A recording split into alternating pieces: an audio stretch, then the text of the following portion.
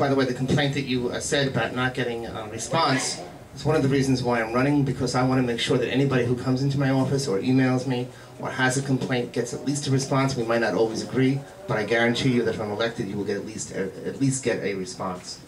The other thing is the enforcement issue. Not only is it not, do we lack enforcement in terms of snow removal, we lack enforcement in terms of trash and litter in this neighborhood as well. And that's a huge problem here. And what we need is somebody who will be an advocate for this neighborhood and will go out and holler and scream and yell and make sure that that enforcement happens. That has not happened in the last 8 years. Fact is that we've had supplemental basket pickups through my initiative where they weren't done before, and also the dough fund that did not takes care of the dough fund. And I'm very glad that I was able to do that again. So in 8 years, we are a very overcrowded, we are a very congested community. People come here to shop, they come here to eat in our restaurants, and we love that. We love that. But that also brings other things with it. We only have two pickups on a weekend. In fact, it was cut to 1. It was through negotiations that I got it back to 2, because of the very reason that you're citing. We are very crowded, we're very busy, and a lot of trash is generated. Thank you. Can I respond to that? Friend, that's not completely accurate. Yes, you are funding the dough fund now, but when the dough fund was first brought in here, it was Assemblyman Jose Peralta's initiative and my initiative, along with him, that first brought it in, and you would not contribute to it. Then you contributed it, then you did not contribute to it, and now finally it's election year and you're contributing to it again. Oh, that's not true. It's been 3 or 4 years. Single dwelling homes have become multiple dwelling homes over the last 15 to 30 years. On 86th Street, there were these beautiful rambling homes, and a contractor bought them, and they put up these, like, 3 floors, 2 families on each floor. Okay, that happened on 76th Street. And another thing too, and I forgot what that question was, but I think that brings in a lot of congestion. Also, the stability of the neighborhood has to do with the stores that service the community. Okay, and stores are coming in, and there are all these stores that really don't service you. We've got so many 99-cent stores. We've got tons of furniture stores, and their leases are over, and they're taking off, and they're closing down. You know, I remember when the stores in Jackson Heights serviced the community, and I think one of the reasons is they're being priced out. They're not given long leases. I mean, I grew up with merchants that I knew. From the time I was 10, they knew I was going to graduate high school, go to college, and so forth.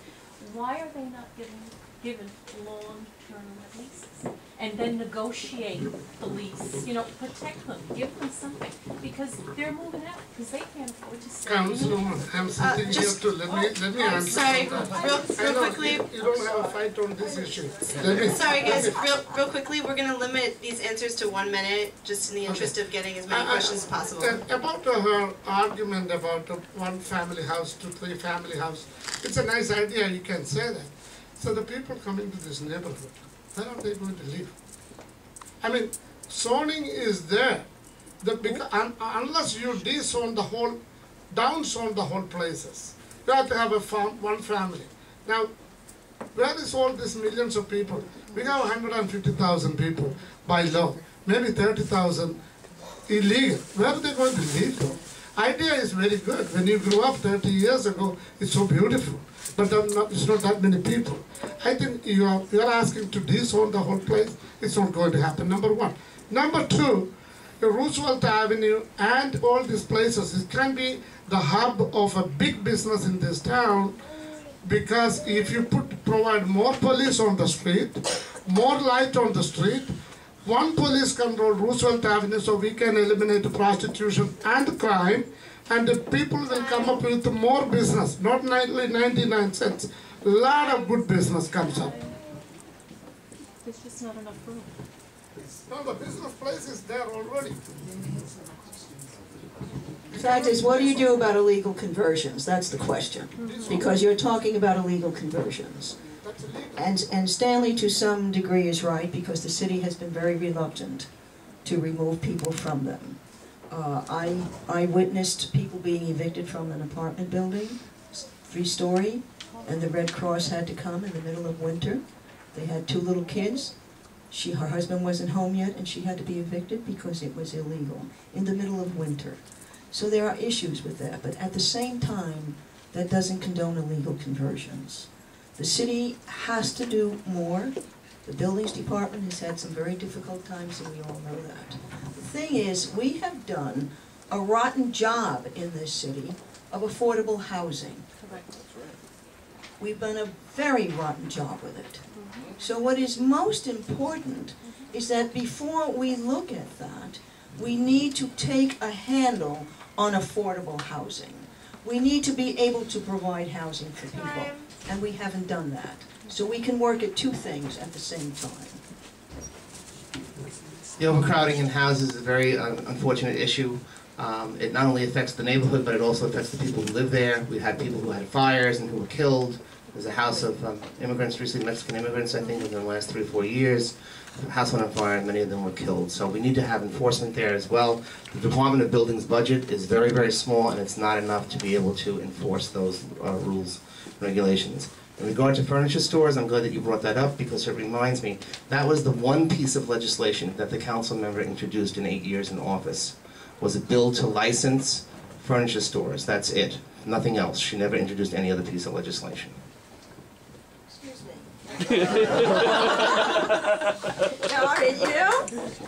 That is so far out that I really can't deal with the hundreds of pieces of legislation. But one of the things he is overlooking, when I was chair of the ethics committee, I sponsored, the council passed, it came out of committee, was the best whistleblowing law this city ever had. So much so that California took and modeled after that.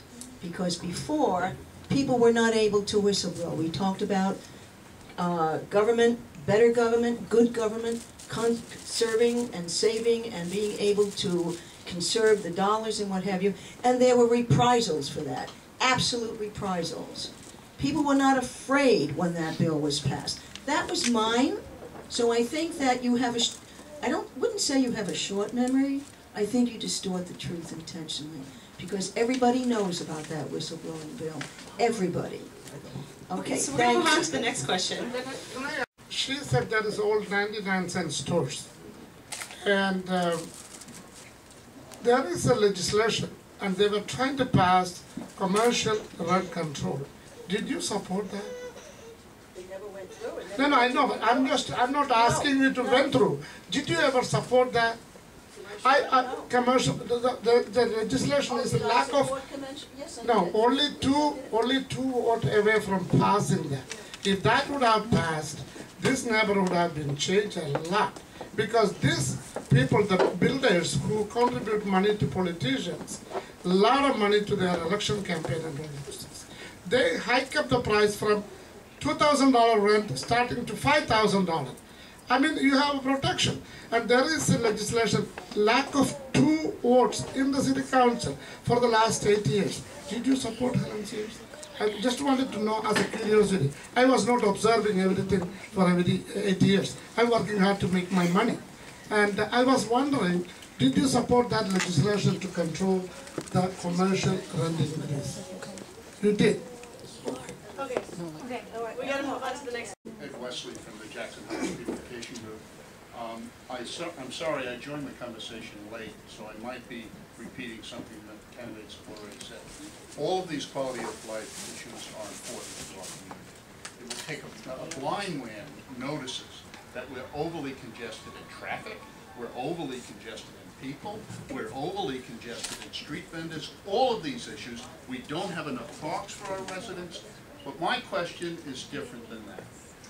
Has anything been said on education? As all of you know, our neighborhood, again, is going through a dramatic change. Young people from every corner of the world are coming here and having young families.